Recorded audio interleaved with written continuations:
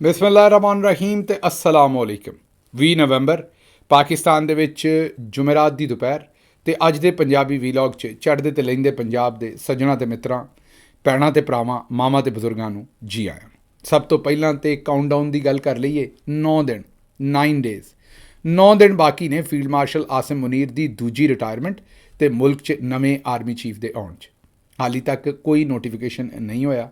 ਅਸੀਂ ਤੁਹਾਨੂੰ ਦੱਸ ਰਹੇ ਸਾਂ ਬੜਾ ਚਿਰ ਪਹਿਲਾਂ ਦੇ ਕਿ ਨੋਟੀਫਿਕੇਸ਼ਨ ਜ਼ਰੂਰੀ ਚਾਹੀਦਾ ਹੈ, ਲੇਕਿਨ ਹਕੂਮਤੀ ਵਜ਼ੀਰ ਆਂਦੇ ਸਨ ਵੀ ਨੋਟੀਫਿਕੇਸ਼ਨ ਦੀ ਲੋੜ ਨਹੀਂ। ਇੱਥੇ ਨੋਟੀਫਿਕੇਸ਼ਨ ਤੇ ਛੱਡੋ, ਇੱਥੇ ਤੇ ਆਈਨੀ ਤਰਮੀਮਾਂ ਕਰਾਉਣੀਆਂ ਪੈ ਗਈਆਂ ਨੇ ਤੇ ਆਇਨ ਦਾ ਹੀ ਹਸ਼ਰ ਨਸ਼ਰ ਕਰ ਛੱਡਿਆ। ਜੱਜਾਂ ਨੇ ਰਿਜ਼ਾਈਨ ਕਰ ਦਿੱਤੇ। ਕੀ ਕੁਝ ਇਸ ਐਕਸਟੈਂਸ਼ਨ ਦੀ ਵਜ੍ਹਾ ਤੋਂ ਨਹੀਂ ਹੋਇਆ, ਲੇਕਿਨ ਹਾਲੀ ਤੱਕ ਉਹਨਾਂ ਦਾ ਜਿਹੜਾ ਨੋਟੀਫਿਕੇਸ਼ਨ ਉਹ ਨਹੀਂ ਲੱਭਿਆ। ਹੁਣ ਆਉਣ ਵਾਲੇ ਦਿਨਾਂ ਦੇ ਵਿੱਚ ਹੁੰਦਾ ਕੀ ਹੈ, ਮਤਲਬ ਕਿ ਇਹਨਾਂ ਦੇ ਨਾਲ ਮਾਮਲਾਤ ਕਿਸ ਤਰ੍ਹਾਂ ਦੇ ਅੱਗੋਂ ਤੁਰਦੇ ਨੇ, ਇਹ ਤਾਂ ਸਾਨੂੰ ਦੇਖਣਾ ਪਏਗਾ। ਕਿਉਂਕਿ ਇਹ ਵੀ ਹੋ ਸਕਦਾ ਹੈ, ਚਾਂਸ ਇਹਦੇ ਘੱਟ ਹੀ ਨੇ, ਲੇਕਿਨ ਇਹ ਵੀ ਹੋ ਸਕਦਾ ਹੈ ਕਿ ਇਹਨਾਂ ਨੂੰ ਨੋਟੀਫਿਕੇਸ਼ਨ ਹੀ ਕੋਈ ਨਾ ਲੱਭੇ। ਮਤਲਬ ਕਿ ਇਹ ਜ਼ਰੂਰੀ ਨਹੀਂ ਹੈ ਕਿ ਇਹ ਨੋਟੀਫਿਕੇਸ਼ਨ 100% ਲੱਭ ਹੀ ਜਾਣਾ। ਇਹ ਵੀ ਮੁਮਕਿਨ ਜੇ ਕਿ ਆਖਿਰ ਤੇ ਇਹ ਨਾਤੀ ਧੋਤੀ ਰਹਿ ਗਈ ਤੇ ਉੱਤੇ ਮੱਖੀ ਬਹਿ ਗਈ, ਉਹ ਕੰਮ ਹੋ ਜਾਏ ਇਹਨਾਂ ਦੇ ਨਾਲ।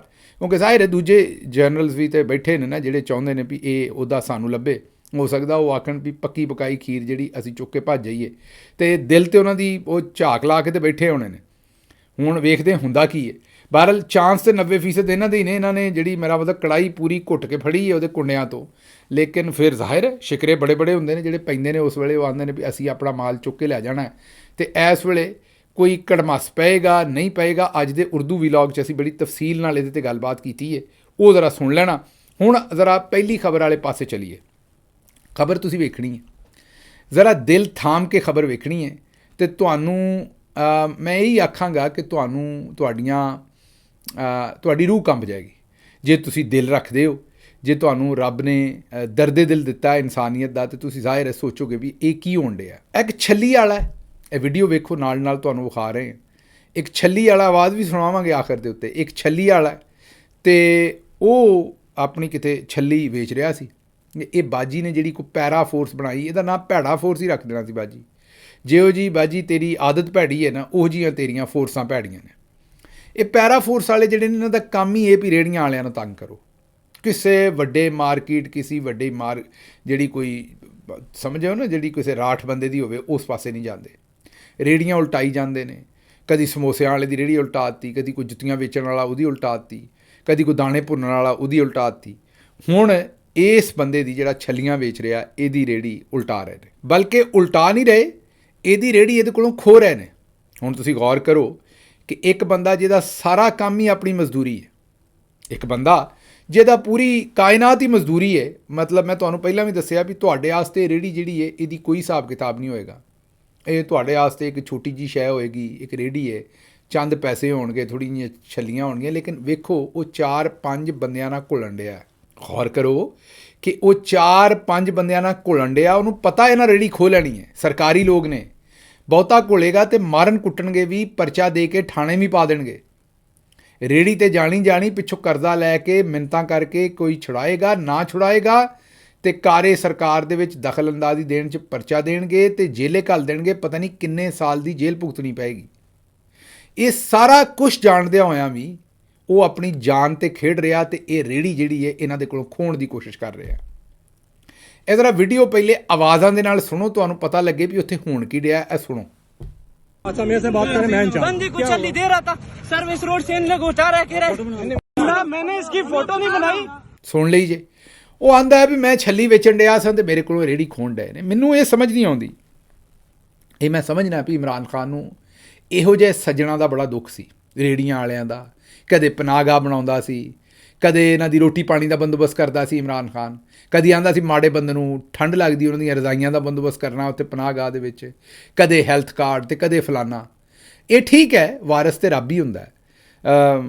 ਵਾਰਸ ਅਸੀਂ ਕੀ ਕਰੀਏ, ਰੱਬ ਬੇਵਾਰਸ ਕਰ ਮਾਰਦਾ ਹੈ। ਵਾਰਸ ਸ਼ਾਹ ਦਾ ਹੀ ਸ਼ਾਇਦ ਇਹ ਕਹਿਣ ਹੈ, ਅਗਰ ਮੈਂ ਗਲਤ ਨਹੀਂ ਤੇ ਵਾਰਸਾ ਨਾ ਕਰ ਮਾਣ ਵਾਰਸਾਂ ਦਾ, ਰੱਬ ਬੇਵਾਰਸ ਕਰ ਮਾਰਦਾ ਹੈ। ਲੇਕਿਨ ਗੱਲ ਕਹਿਣ ਦੀ ਇਹ ਹੈ ਕਿ ਇਹ ਇਮਰਾਨ ਖਾਨ ਦੇ ਜਾਣ ਤੋਂ ਬਾਅਦ ਮੈਂ ਆਨਾ ਵੀ ਜਿਹੜਾ ਹੋਰ ਬਾਕੀ ਜੋ ਮੁਲਕ ਦੇ ਨਾਲ ਹੋਇਆ, ਇਕੋਨਮੀ ਖਰਾਬ ਹੋਈ ਹੈ, ਧੱਕਾ ਹੋਇਆ, ਅਦਾਲਤਾਂ ਉਜੜੀਆਂ ਨੇ, ਮੁਲਕ ਦਾ ਕਾਨੂੰਨ ਉਜੜਿਆ। ਲੇਕਿਨ ਜਿਹੜਾ ਮੈਨੂੰ ਸਭ ਤੋਂ ਜ਼ਿਆਦਾ ਹੁਣ ਮਹਿਸੂਸ ਹੁੰਦਾ ਨਾ, ਉਦੋਂ ਸ਼ਾਇਦ ਮੈਨੂੰ ਵੀ ਸਮਝ ਨਹੀਂ ਸੀ, ਉਦੋਂ ਸਮਝ ਨਹੀਂ ਸੀ ਕਿ ਇਮਰਾਨ ਖਾਨ ਕਿੱਡਾ ਇਹਨਾਂ ਲੋਕਾਂ ਵਾਸਤੇ ਕਿੱਡਾ ਕੁ ਵੱਡਾ ਸਹਾਰਾ ਹੈ। ਸ਼ਾਇਦ ਇਹਨਾਂ ਲੋਕਾਂ ਨੂੰ ਵੀ ਨਾ ਪਤਾ ਹੋਵੇ, ਸਾਨੂੰ ਤਾਂ ਨਹੀਂ ਸੀ ਪਤਾ, ਐਵੇਂ ਮੈਂ ਗਲਤ ਬਿਆਨ ਨਹੀਂ ਕਰਾਂ। ਲੇਕਿਨ ਹੁਣ ਇਹ ਨਜ਼ਰ ਆਉਂਦਾ ਹੈ ਕਿ ਵਾਕਈ ਬਈ ਇਮਰਾਨ ਖਾਨ ਨੇ ਠੱਲ ਪਾਈ ਸੀ ਇਹਨਾਂ ਲੋਕਾਂ ਵਾਸਤੇ।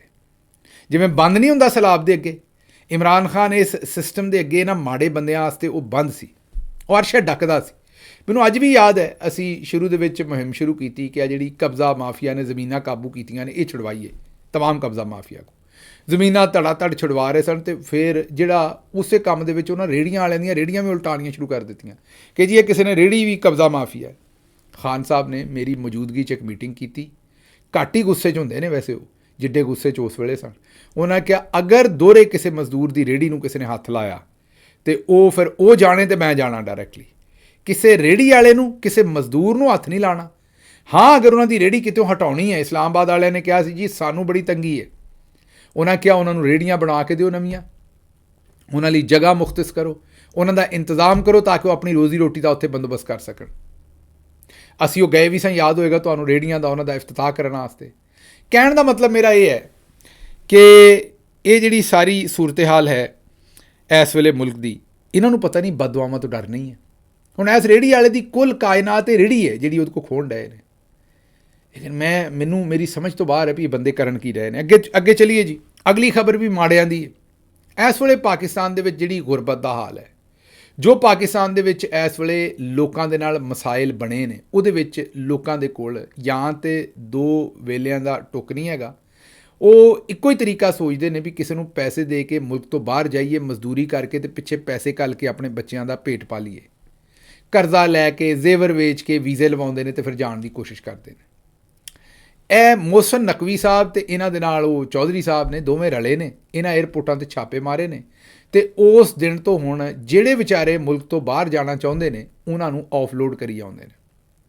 ਕਿਸੇ ਨੂੰ ਆਉਂਦੇ ਨੇ ਤੇਰੇ ਕੋਲ ਸ਼ਨਾਖਤੀ ਕਾਰਡ ਨਹੀਂ, ਅਤੇ ਕਿਸੇ ਨੂੰ ਆਉਂਦੇ ਨੇ ਤੇਰੇ ਕੋਲ ਇਹ ਨਹੀਂ। ਉਹ ਮੈਨੂੰ ਦੱਸੋ, ਇਹ ਉਹ ਲੋਕ ਨੇ ਜਿਨ੍ਹਾਂ ਨੇ ਉੱਥੇ ਜਾ ਕੇ ਪੈਸੇ ਉਹਨਾਂ ਭਰ ਦਿੱਤੇ ਨੇ, ਪਹਿਲਾਂ ਹੀ ਟਿਕਟ ਦੇ ਪੈਸੇ ਵੀ ਭਰ ਦਿੱਤੇ ਨੇ, ਵੀਜ਼ੇ ਦੇ ਪੈਸੇ ਵੀ ਭਰ ਦਿੱਤੇ ਨੇ, ਕਰਜ਼ੇ ਲੈ ਕੇ ਭਰੇ ਨੇ। ਜਾਂ ਉਹਨਾਂ ਨੇ ਉੱਥੇ ਕੋਈ ਮਜ਼ਦੂਰੀ ਕਰਨੀ ਹੈ ਅਤੇ ਵਾਪਸ ਆਪਣੇ ਘਰਾਂ ਨੂੰ ਪੈਸਾ ਘੱਲਣਾ ਹੈ। ਇਹ ਉਹਨਾਂ ਨੂੰ ਫਲਾਈਟਾਂ ਦੇ ਵਿੱਚੋਂ ਆਫਲੋਡ ਕਰ ਰਹੇ ਨੇ। ਉਹ ਲੋਕੀ ਰੋਂਦੇ ਬੌਂਕੇ ਹਾਰੇ ਉੱਥੇ ਏਅਰਪੋਰਟਾਂ 'ਤੇ ਫਿਰਨ ਡਏ ਨੇ, ਉਹਨਾਂ ਨੂੰ ਪਤਾ ਨਹੀਂ ਵੀ ਅਸੀਂ ਕਿਹੜੇ ਪਾਸੇ ਜਾਈਏ। ਪਾਕਿਸਤਾਨ ਇਸ ਵੇਲੇ ਪੂਰੀ ਦੁਨੀਆ 'ਚ ਨੰਬਰ 1 ਹੈ। ਪਿਛਲੇ ਸਾਲ 16 ਲੱਖ ਪਾਕਿਸਤਾਨੀ ਜਿਹੜਾ ਡਾਕੂਮੈਂਟਡ ਹੈ, ਜਿਹੜਾ ਤੇ ਲੁਕ ਛੁਪ ਕੇ ਨਿਕਲ ਗਿਆ ਨਾ ਉਧਰ ਈਰਾਨ ਦੇ ਰਸਤੇ, ਅਤੇ ਅੱਗੋਂ ਸਮਝਦੇ ਨਾ ਤੁਰਕੀ ਅਤੇ ਅੱਗੋਂ ਯੂਰਪ, ਡਿੰਕੀ ਸ਼ੰਕੀ ਲਾ ਕੇ ਉਹ ਨਿਕਲ ਗਿਆ, ਉਹਦੀ ਗੱਲ ਨਹੀਂ ਮੈਂ ਕਰ ਰਿਹਾ। ਜਿਹੜਾ ਕਾਗਜ਼ੀ ਤੌਰ 'ਤੇ ਉੱਡ ਪੁੱਡ ਕੇ ਗਿਆ ਏਅਰਪੋਰਟਾਂ ਤੋਂ, ਜਹਾਜ਼ਾਂ 'ਚ ਬਹਿ ਕੇ ਉੱਡ ਕੇ ਗਿਆ, ਜਿਹੜਾ ਉਹਦੀ ਗੱਲ ਕਰ ਰਹੇ ਨੇ। 16 ਲੱਖ ਬੰਦਾ ਪਾਕਿਸਤਾਨ ਦਾ ਜਿਹੜਾ ਉਹ ਮੁਲਕ ਤੋਂ ਬਾਹਰ ਗਿਆ ਪਿਛਲੇ ਸਾਲ। ਦੁਨੀਆ 'ਚ ਅਸੀਂ ਨੰਬਰ 1 'ਤੇ, ਸੁਡਾਨ ਨੰਬਰ 2 'ਤੇ।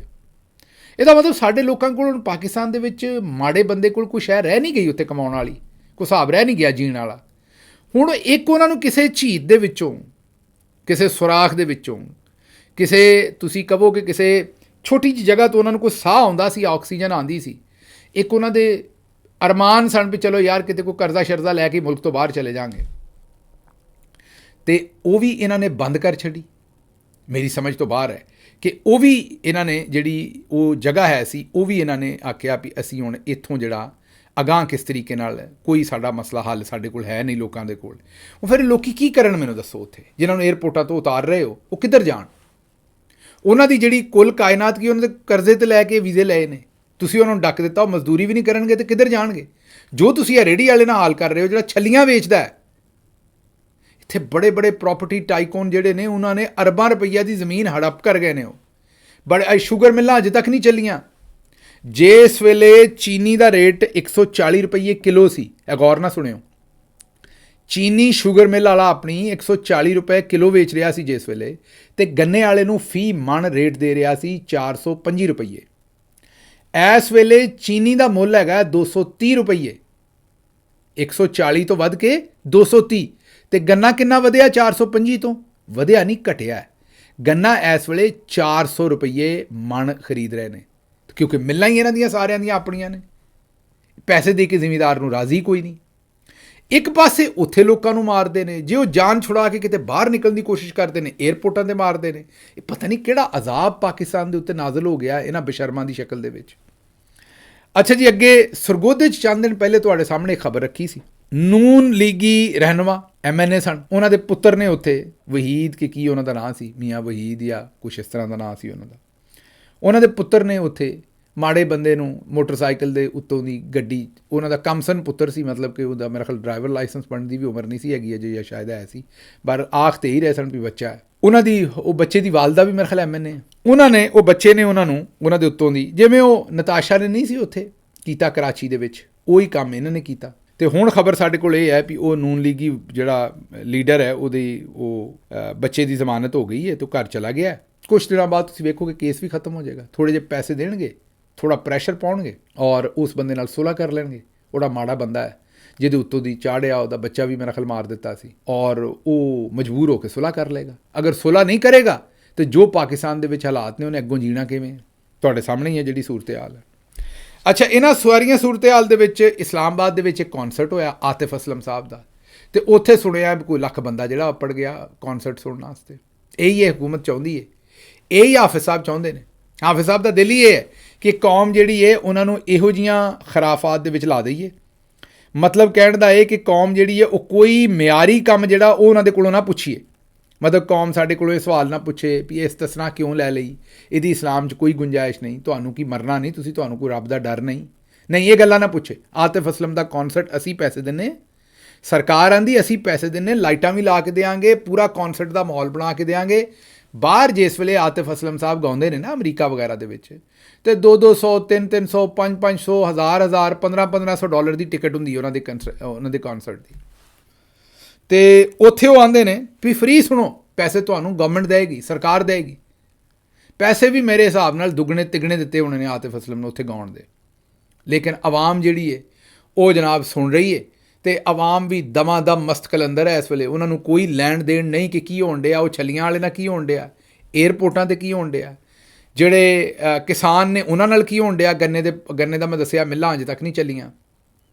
ਉਸ ਤੋਂ ਬਾਅਦ ਦੂਜੇ ਪਾਸੇ ਵੇਖ ਲਓ ਜਿਹੜੀ ਮਹਿੰਗਾਈ ਹੋਈ ਹੈ ਉਹਨੂੰ ਵੇਖ ਲਓ ਜਿਸ ਤਰੀਕੇ ਨਾਲ ਇਸ ਵੇਲੇ ਆਟਾ ਹੈ, ਚੀਨੀ ਹੈ, ਦੂਸਰੀਆਂ ਗੱਲਾਂ ਨੇ।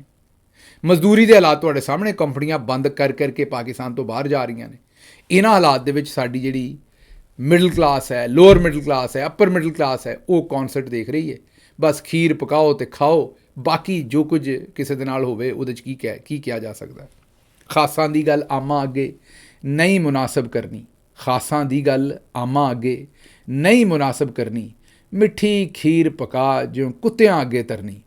ਮੈਂ ਇਹੀ ਕਹਿ ਸਕਦਾ, ਹੋਰ ਇਹਦੇ 'ਤੇ ਮੇਰਾ ਕੋਈ ਤਜਜ਼ੀਆ ਹੈ ਨਹੀਂ। ਅੱਛਾ ਜੀ, ਅੱਗੇ ਚੱਲਨੇ। ਬਸ ਜੀ ਇੰਨਾ ਹੀ ਕਾਫੀ ਹੈ ਜਿੰਨਾ ਕਰ ਲਿਆ। ਕੀ ਕਰ ਲਿਆ? ਸੁਣੋ ਜ਼ਰਾ ਬਿਆਨ ਸੁਣੋ। ਇੰਨਾ ਹੀ ਕਾਫੀ ਹੈ ਜਿੰਨਾ ਕਰ ਲਿਆ। ਆਇਨ ਦੇ ਵਿੱਚ ਮਜ਼ੀਦ ਤਰਮੀਮ ਦੀ ਕੋਸ਼ਿਸ਼ ਕੀਤੀ ਤੇ ਇਹਦਾ ਤਕੱਦਸ ਮਜਰੂ ਹੋ ਜਾਣਾ। ਵਾਹ ਨਹੀਂ ਤਕੱਦਸ, ਬਲਕਿ ਮੁਕੱਦਸ ਬੀਬੀ। ਇਹ ਸਾਡੇ ਰਜ਼ਾ ਰਬਾਨੀ ਸਾਹਿਬ ਬਿਆਨ ਦੇ ਰਹੇ ਨੇ, ਮੁਹਤਰਮ ਬਜ਼ੁਰਗ। ਇਹ ਮੇਰਾ ਮਤਲਬ ਹਰ ਤਰਮੀਮ ਤੋਂ ਪਹਿਲਾਂ ਰੋਂਦੇ ਧੋਂਦੇ ਨੇ, ਉਸ ਤੋਂ ਬਾਅਦ ਤਰਮੀਮ ਹੋਣ ਤੋਂ ਬਾਅਦ ਉਹਦੇ ਫਾਇਦ ਦੱਸਦੇ ਨੇ, ਤੇ ਅਗਲੀ ਤਰਮੀਮ ਜਿਹੜੀ ਆਂਦੇ ਨੇ ਕੀਤੀ ਤੇ ਅਸੀਂ ਗਿਰੇਬਾਨ ਪਾੜ ਦਿਆਂਗੇ। ਇਬਕੇ ਮਾਰ ਉਹ ਗੱਲ ਹੈ। ਮੇਰੇ ਕਹਿਣ ਦਾ ਮਤਲਬ ਇਹ ਹੈ ਕਿ ਹੁਣ ਆਇਨ ਦਾ ਕੋਈ ਤਕੱਦਸ ਮੁਕੱਦਸ, ਬਾਜੀ ਮੁਕੱਦਸ ਜਾਂ ਬਾਜੀ ਤਕੱਦਸ ਇਹਦੇ ਵਿੱਚ ਰਹਿ ਗਈ ਹੈ ਕੋਈ? ਆਇਨ ਤੇ ਲੁੱਟ ਗਿਆ, ਹਾਫਿਜ਼ ਸਾਹਿਬ ਨੇ ਲੁੱਟ ਲਿਆ ਆਇਨ ਨੂੰ। ਆਇਨ ਦੀ ਤੁਸੀਂ ਤਬਾਹੀ ਕਰ ਦਿੱਤੀ ਹੈ। ਉਹ ਆਂਦੇ ਨੇ ਕਿ ਹੁਣ ਮਜ਼ੀਦ ਤਰਮੀਮ ਕੀਤੀ ਨਾ ਤੇ ਇਹਦਾ ਤਕੱਦਸ ਖਤਮ ਹੋ ਜਾਣਾ। ਅਜੇ ਤੱਕ ਤਕੱਦਸ ਹੈਗਾ ਇਹਨਾਂ ਦਾ। ਮੈਂ ਇਹਦੇ 'ਚ ਹੁਣ ਹੋਰ ਮਤਲਬ ਇਹਦੇ 'ਤੇ ਮੈਂ ਮਜ਼ੀਦ ਗੱਲ ਇਹ ਇੰਝ ਹੀ ਹੈ ਜਿਵੇਂ ਅਤਵਾਰ ਬਾਜ਼ਾਰ ਦੇ ਵਿੱਚ ਭਿੰਡੀਆਂ ਲਾਈਆਂ ਨੇ, ਆਪਣੇ ਰੇਟ ਦੇ ਉੱਤੇ ਖਰੀਦਣੀਆਂ ਨੇ, ਦੁਆਣੇ ਲਾਏ ਨੇ। ਆਇਨ ਤੇ ਨਾ ਹੋਇਆ ਹੈ ਜੋ ਕੁਝ ਤੁਸੀਂ ਕਰ ਰਹੇ ਹੋ।